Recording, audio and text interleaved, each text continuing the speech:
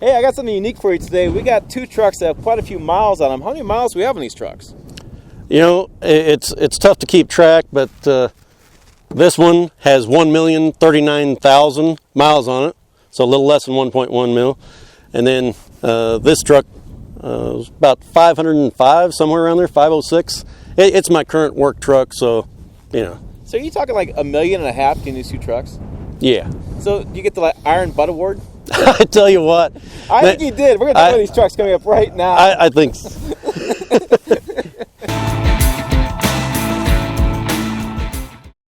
Hey, it's Temeshkal, Pickup Truck Plus SUV Talk. And you know, if you've seen this channel, my passion is trucks and SUVs. But I think I met my match. This is Brook, and he's got these two trucks, and he spends a lot of time in them.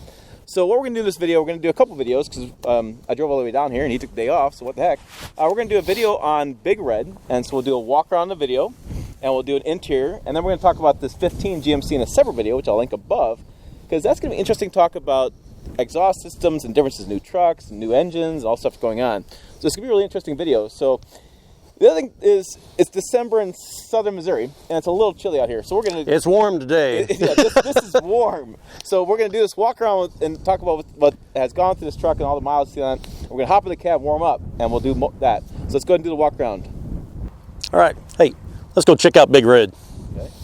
It's a 2007 3500 crew cab dually, of course. Purchased it brand new, and you know, I've done most of the maintenance, all the filter changes, stuff like that. Every once in a while I'll go to a dealer for any major stuff like, I guess, well, steering, stuff like that. But for the most part, it's been a very reliable truck for me. And of course, one of the coolest things about this truck is that it's been to 49 states, all 10 Canadian provinces, 2 of the 3 Canadian territories, and it's driven an ice road. Oh yeah, I got a picture with an iceberg in the background. So it's kind of been there, done that. But very, very trusting truck, and I haven't wanted to sell it, but after 1 million miles, I decided, you know what, it might be cool to have a new office. So that's where it entered into Morris. But anyway, to continue with this truck, at 500,000 miles, I actually did a little bit of a refresh with aesthetics. I refurbished the steps, and I put this black vinyl on the hood, kind of a matte black to keep glare down. So that's been on there a while, but hasn't had any big items. I mean, the powertrain hasn't been touched. As far as the motor, it's had the valves adjusted once at like 500,000. Did have injectors replaced at 616,000 miles in CP3 injector pump. But other than that, its transmission has not been rebuilt. I did put a aftermarket torque converter in it at 400,000. Not because I had to, but because I knew I was going to be towing a trailer that was well over the recommended GVWR. So. What about the paint? Did you have this painted at all? I mean, how did you get this clean? This vehicle's never been waxed. Sorry, wax companies, but there was a big buck, like 12 point at least, that ran into Big Red back in 2010, and you still see some scratches on the glass from the first thing that I saw was just antlers and nose right near Three Rivers, Michigan, on that Highway 131. And so this has been repainted. It did some damage here, I think, so that might not be original paint, but the other side is all original. But yeah, it just, that paint, it always looks good. What about rust? I mean, I don't see any rust on this at all. I mean, a little bit here, a little bit there. You know, there's 2 points. One up there on the leading edge of the hood on the right side.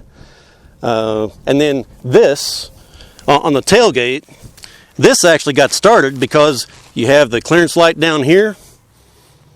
and it would started to rub there whenever you open the tailgate, and then it just kind of propagated. But I think I did a good job of cleaning this truck, keeping it clean, keeping the salts off of it whenever I was doing all those northern routes.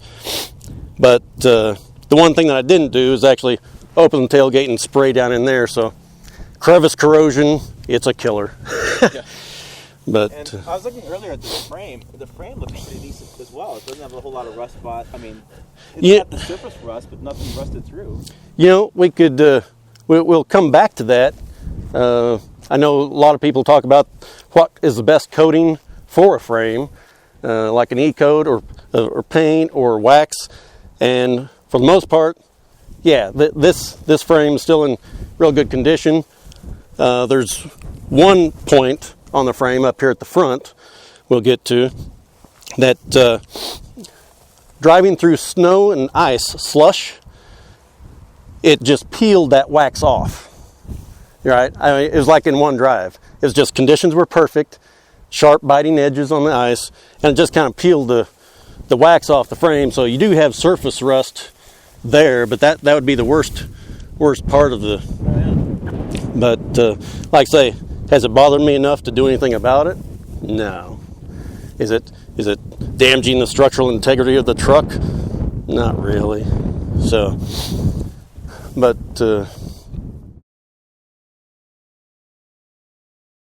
yeah, so this truck does have 1,039,000 and change miles on it. And what I experienced whenever I was coming into the 1 million mile mark is it read 6 nines for, I don't know, like 15 miles or so. And then it said error. And I was just left up to my GPS and whatnot to keep track of the miles. But I actually did go ahead and spend the money. Had to buy a brand new instrument cluster from GM, and had the dealer actually had to give them the mileage so they could order it with that mileage already programmed into it, and then that dealership did the install. So now I've got a nice instrument cluster, but it reads, of course, the true mileage minus 1 million miles.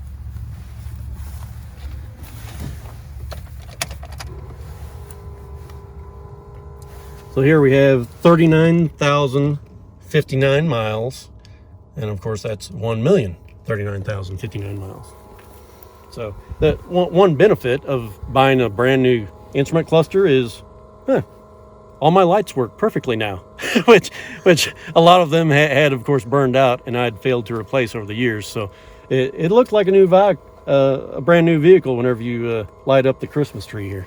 Fun startup.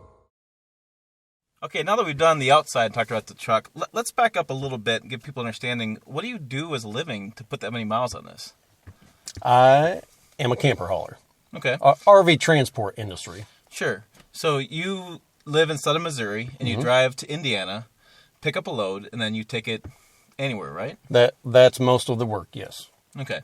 So with on the road that much, you're also on the road in the wintertime, summertime, springtime. You deal with all sorts of weather. All sorts of weather, and that's part of the challenge and enjoyment, actually. Right.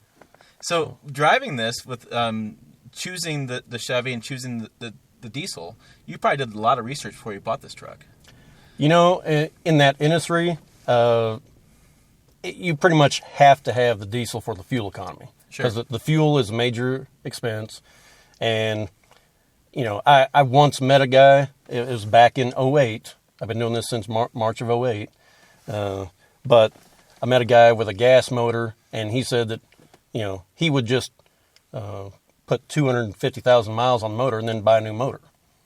But the thing is, things changed drastically, of course, with fuel prices in 2008. Right. And I spoke with him a little bit, actually met him at a Irving gas travel stop in New Brunswick, Canada. And we had a discussion and threw some numbers out there with, you know, because like I say, I just started, and it turned out that every 10 days of full-time running, every 10 days, with a difference in the fuel economy between this Duramax and his gas, the difference in fuel cost alone for 10 days would make my truck payment. That's with diesel being up there in that, above $4, right? And stuff like that. So, yeah. So I mean, you really think through your business, right? So absolutely, you think of all these different parameters, and you really take care of stuff. Like we're inside the cabin now, and this looks. I've seen trucks with 100,000 miles looks worse than this. Yeah. So I bought that truck used with 93,000 miles. It's got more dents and dings, and the seats torn, from that. But for my use, it's like, I'll take that discount. Right. And since Big Red was so proven, I'm like, I'm not scared of it. I know what that will do in my application. Okay, so now let's back a little bit more. Did you buy this new or did you buy this used? This one I bought brand new. Okay, so you've put all the miles on this yourself. Yes. You have a regional powertrain, and this was the Duramax. LB. So LB7. No. I'm sorry. LBZ. LBZ. Yeah.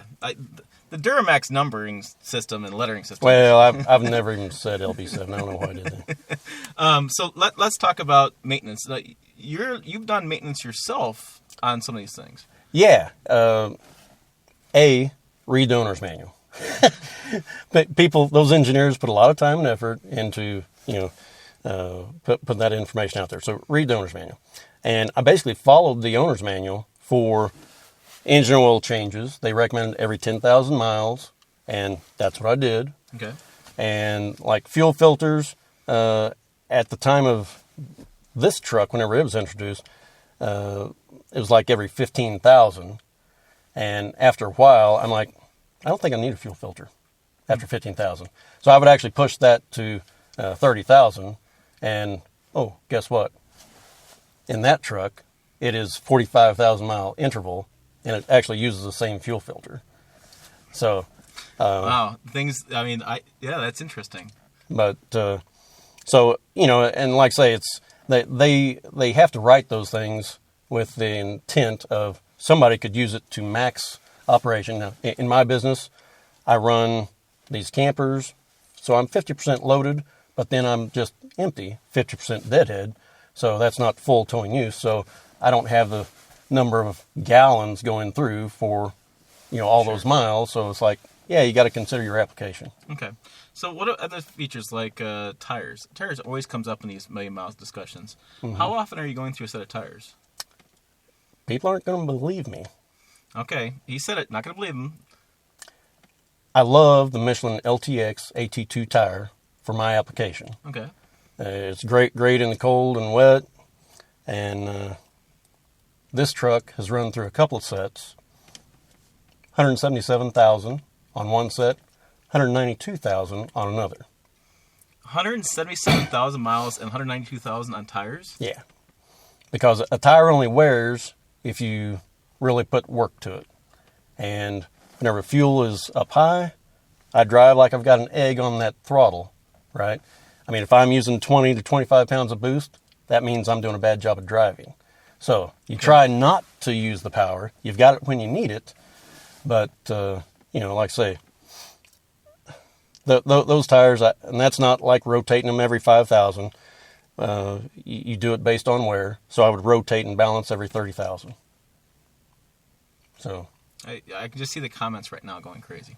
All right. You never rebuilt engine, never rebuilt transmission. No, like I say, I did put in that aftermarket torque converter, but like I say, I've got a cargo trailer that I had a car in, and then I built a rack system to stack stuff on top of it. And then I've had my own car on a dolly behind, so I was exceeding the manufacturer's recommended load capacity by a good 15% or whatever. So I'm like, you know what? I am an engineer, by the way. Right. Yeah. So that's where you get this interesting background of this stuff, because you think this stuff through from engineering standpoint as well. Farm boy from Missouri plus the mechanical engineering degree. Interesting guy. All right, so transmission fluid. Did you ever change transmission fluid? Yeah, and that's the great thing about the Allison is you have a spin-on filter, and then you have like 14 quart capacity for the entire system, but just whenever you drain the pan, you get about half that. Okay. So recommended interval, like, I think they said for severe duty it's like 25,000, but for light duty use you can go to 50,000. I kind of view myself to be somewhere halfway in the middle, so Sure. Usually 37.5 to 50,000, I would do that. What about so you did the aftermarket turbo converter? No other upgrades inside the engine at all or transmission? I've got a Banks muffler, but no, the motor hasn't been apart. The transmission hasn't been apart. It's only been disconnected from the motor once to install that torque converter, but no rebuild on clutch packs or anything like that. I actually went to, like I say, this was entirely new to me. It's not like I've got 3 other trucks with 1 million miles. Right. So at say 350,000, something like that, I was like, man, I don't know about this transmission. It's like, right. So I went to a transmission shop and well respected in the area, and he was like, there's nothing wrong with this transmission. And let me tell you, if you can't get a transmission man to take your money to rebuild, you don't have anything wrong with your transmission. That's very, yeah. No offense to all those reputable transmission right. technicians and business owners, but yeah. So nothing, no problem there at all. You have you've talked about the fuel filters, talked about the oil. Any fuel additive? Because I know there's differences in summer blends of diesel fuel, winter blends. Have you added anything to the winter blend and stuff like that? I did do some research on that, of course, and keeping in mind this is that time where we were changing over, dropping the sulfur level in these diesel fuels. So yes, I have always added a fuel additive to put back some of the lubricity that took away with sulfur. Like I say, I didn't dig deep into that. I just did it. Sure. Yeah. And you do that year round? I do. Yeah. Okay. All right. Any issues with the? I have my notes from my diesel guy. Sure. I emailed my friend who's a big diesel guy. Any issues with injectors? Yeah. Not so much as far as like I dropped an injector or anything like that. It's just me running a business saying, okay, I know injectors are going to wear. Okay. And so what I would watch is I would watch my fuel used, what the vehicle told me, how much it was metering out versus how much I actually put in the tank. Okay. And whenever those numbers began to grow, I knew that, it's time to replace my injectors. That's how I based that decision. But that was at 616,000 miles. So it's a one-time, yeah. Yeah, so it's just had one set of injectors replaced, and the CP3 pump I just did at that same time. Yeah, I was going to say, because that CP3 pump's been an issue. There's some recalls on the 15. The CP4. As well, so I'm going to talk about that as well. And let's just talk about that real quick and in the same video, because you have the CP3 in here, so you've had no issues with that fuel pump in here? That's correct. Okay, and in the 15 GMC, the CP4, there's an issue with the fuel lifter getting in there. Is that an issue? I can make the same statement. I have not had any issues with that. Okay. And I know some people that have, and sometimes I know in one instance they even though there was a brand new truck had 10,000, 11,000 miles on it or something, maybe even less than that. Added a tune, and then with a low tank of fuel, etc. Whenever you watch engineering disasters, it's never one bad decision, right? Right. Three of them come together. Yeah. And they did explode CP4, but like I say, they didn't give any of those components time to break in before they started asking more than the component was designed to do originally. So I'm like, and like I say, that's just one instance that I'm aware of. But that vehicle had the original CP4. That was 93,000 miles. And like I say, it's got over 500 on it now, and I haven't had any trouble. Okay. So we have amazing tire use because somehow you've mastered the art of keeping tires forever. We have oil changes that are on the dot by the book, fuel filters by the book. You're not giving me anything that went absolutely wrong. These people are going, what's catastrophically happened to this thing? Nothing. That's incredible. Nothing. That is incredible. Never left me alongside the road. Just never. And, we mentioned earlier, it's like, if I had, some trying times or challenging conditions, we'd have to get you a hotel room because you'd be here all week, right? The weather that I've driven in and some of those things. But this truck has been amazing. What stands out to you? Do you have like just a couple quick memories that just stand out to you, come top of your head? Yeah, I mean, like I say, here in southern Missouri, I mean, I remember as a boy, I saw it get down to like 12 below actual temp, 12 below Fahrenheit. But that was just, very rare here. And making these trips to Canada, here we have on the, my temperature is displayed on the rear view. And I was running in extremely cold weather already, 15 below or whatever. So I had a lot of my front closed up to keep the air out. And I knew from experience that whenever I had that condition, it would actually affect my true indicated temperature, right? By about 15 degrees. This would show 15 degrees warmer than what it actually was outside. Okay. So I was running north from Portal, North Dakota. There's a border crossing there. Run up through Regina, Saskatchewan, on north to Edmonton. And it was quick. Just all of a sudden, those numbers started dropping, those temperature numbers. And I was already at 10 below. But within about 30 minutes, it come down to show minus 29 on the, and with everything, I'm like, oh my God, how cold is that, Because those were conditions I'd never been in before. And, and you were loaded down. Absolutely. Loaded with a trailer, rolling. And, so stopping for fuel, stuff like that. Do not shut the truck off, But whenever you, at that kind of temperature, the cold feels like it's like right here. It just, it tries to come for you. And, it got frost built up no matter how, the fan doesn't have high enough speed to keep all that stuff off. So, that was kind of scary. And of course, the, just how you handle like all these latches, your tailgate function, the door handles, all that stuff with plastic components and, Oh, sure. Yeah. Because like these handles you, are all, you don't just grab a hold of it, right? You just, where the pivot is, you release the latch, grab a hold of that to break the door seal loose because it will freeze even though you've got the heat running in here. It will still freeze the paint to the seal. So you pull that free and there you go. Wow. But, like I say, staying safe, running in conditions like that. And then, of course, up in a lot of Canada, I just kind of joke because in the States, it's like you'll see the trucks putting chemicals down and stuff like that, Lots of the areas in Canada you'll be running, you'll see a digital sign, winter driving conditions.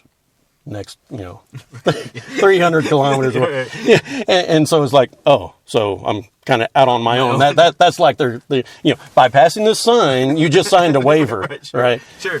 But, that and, up around Moose Jaw had, like a whiteout condition where actually, I don't like to use the term rescue because I think that would take away from what I actually, from people who actually do rescue people, but conditions were serious enough, cold weather.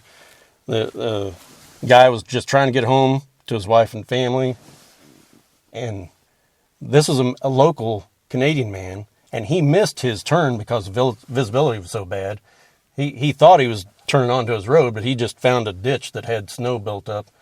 And anyway, he was flagging me down, and I'll never forget. I stopped, and as he approached, he asked me a question, but it was kind of an imperative, right? He's like, you got room for me, right? It didn't trail up. He's like, you do have room for me, right? I'm like, yeah, man, get in. Sure. And took him on to Moose Jaw and actually had to spend a couple of days there because they shut everything down. It's such a bad storm that they had to bring in big payloaders to clear the snow drifts from the highways so you get back to going. So the natural question is, why? Why would you deliver trailers in the winter? Because they're on the load board and because of the challenging conditions. If it's super easy, I've had cushy engineering jobs sitting behind the desk. People say, why would you leave that? Sure. I'm like, because I'm bored out of my mind. No, so you love the challenge of it. I like the challenge of it. I like to drive. And as we mentioned earlier, I've got some experience instructing at high-performance driving schools. Sliding a car on a racetrack at 125 miles an hour, I'm fine with that. You know, you have to be absolutely aware of the available traction and then put the power to the ground. I do the same thing in this truck, you know. Sure. You just constantly have to evaluate what you got available and what you can do. Okay, so sorry about that. We just literally talked for so long. We killed the GoPro is dead. We're running out of camera power. We have so much to talk about. But is there anything I just haven't discussed that really stands out to you? You know, I was just going to mention one thing. It's kind of a detail, but this is kind of a plea to General Motors. Sure. It's like for people to use these trucks, I've actually run in colder weather. We keep increasing the capacity of the vehicles and, you know, transmission coolers up front, right? Well, that really affects fuel efficiency. If you can keep the fluid of the transmission up at a, you know, thinner viscosity, Sure. you're not pushing jelly. So anyway, you can cover up the holes on this. I've actually fabricated a silicone mat that I cover to increase my transmission temp about 30 degrees. Just keep the air out of that cooler, you know. But like I say, that's a detail thing. It's important to me for for how much you're spending for fuel to keep that. Yeah. Yeah, but it absolutely helps. Because that this truck, the LBZ Big Red, it would run the transmission temp fully open and everything. It would run about 90 degrees above ambient temperature. On the new truck, it would only be about 65 to 70 degrees above ambient. Okay. And so by covering up that cooler, that bumps it up to, you know, about 100 degrees above ambient, and I can see that in the fuel economy, you know. So that's really interesting. So I meant to ask this: what are you seeing fuel economy? When? Yeah, right. It varies probably dramatically throughout the year. It dramatically varies throughout the year, and you know, even and you know, you've got a vehicle you're doing a road test on. And I was just thinking, it's like we got that wind coming out of the south, and I think you saw that this morning coming down from Kansas City. You know, you can go outside and not think that it's windy, but your vehicle knows what it's facing. Sure. So even a 5-6 mile an hour wind can drastically affect your fuel economy. But basically empty, like I say, running slow, and I say slow. This truck, in the years that fuel economy was so important, you know, I did a lot. I mean, deadhead running, 59 miles an hour empty, and 57 towing, you know, and I would get, you know, anywhere from 12.5 to 14 miles a gallon towing, depending on the trailer, and I would get like 22.7 to 23.2 running empty, driving like there's an egg on my throttle, right? Yeah. The on ramp is like, watch traffic and give just enough throttle to speed. Sure. Yeah, and that was just a normal way of driving, and that's how you save your tires too. Yeah. But the new truck, little less aerodynamic footprint, running empty, and I haven't run that truck as slow as this truck, mainly due to the tire and wheel package being about 5% taller than this truck. So you got the sweet spot for RPM and everything. Anyway, 21 to 22 empty, running like 64 to 65, you know, empty. And then less fuel economy towing, because like I say, then I never have gotten quite the fuel economy out of that truck as this one. But in general, because of the tire and wheel package and the sweet spot on the motor and everything, like I run a little bit faster than this truck. So it's not a real apples to apples, sure. But anyway, it's been reasonable, like I say. Interesting stuff. Hey, I hope you enjoyed this video series, and like I said, I'll link both videos together, and you can check them out. Really good information to watch if you're towing, if you're doing Duramax, you're doing diesels. It's just really fascinating conversation. So, hey, for I more... don't know about fascinating, but It's very fascinating. For more Pickup Truck Plus SUV news, make sure to find us at pickuptrucktalk.com. 3 words again, work on Facebook, Twitter, Instagram. Trust me, we're there. I've done it. As always, thanks for watching. We will see you down the road.